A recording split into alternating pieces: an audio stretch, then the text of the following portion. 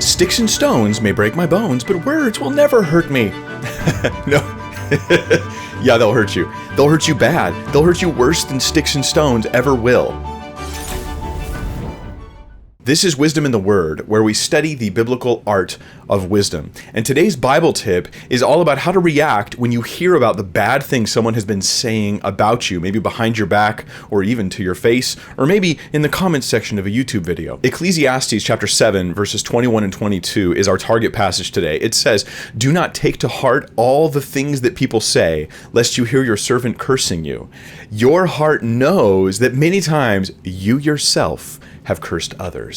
And so this is a very applicable passage to the issue of when you overhear or find out about the painful things someone has said about you. So the counsel is to not take it to heart when you overhear these things. These curses or terrible things about you, don't let it pierce into your heart. Yes, you can take it into your head and think about it, consider it, but don't let it get absorbed into your being. Now you're wounded, you're separated from this person, you may feel a desire to get revenge or just divide from that individual. The problem is that we often do the exact opposite of what this passage is telling.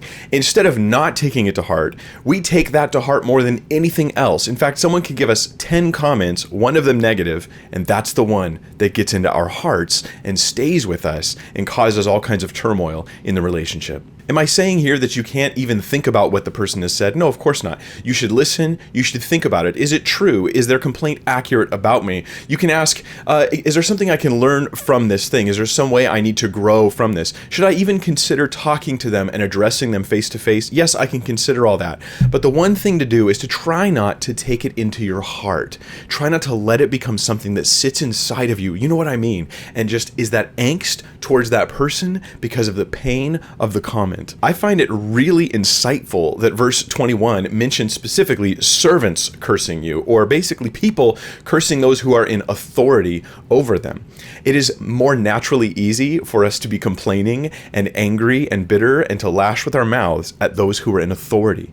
Now, if you're an authority figure, you need to take this to heart. Hey, this happens. It's to be expected. And how you should react is a default position of, I will overlook that statement, because your insecurity will undermine you and them and your whole ministry or whatever business that you're involved in. Another interesting thing is in verse 22, there's a case being made for why you should employ this skill of overlooking or ignoring or not taking it to heart. And the reason is because your heart knows that many times you yourself have cursed others. So all you need to do when you hear someone say something bad about you is stop for a minute, and before you get offended, ask, have I done the very same thing? How would I wish they would respond?